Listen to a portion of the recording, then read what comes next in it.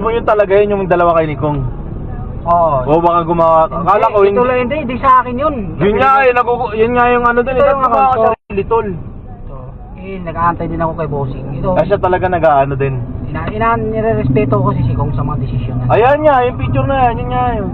Di sa TikTok, parang Wala akong TikTok. wala iba yun. Ang lupit din ng gumawa talaga nun. Editor. Mga editor talaga, you know.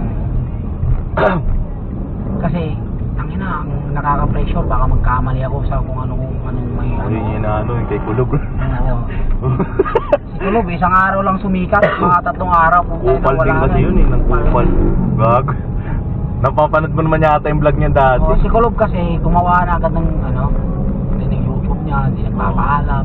Oo. Baka kung... Ako baga parang inaano mo rin pala si Kong talaga. Oo. Eh ba't di mo pa alam?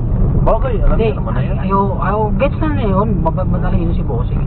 Galing din Bali, ano mag-antay ka lang talaga kung anong katulad ng pagpunta namin ng Taiwan, hindi ko siya kinulog. Sige, tayo alas kaya. Pero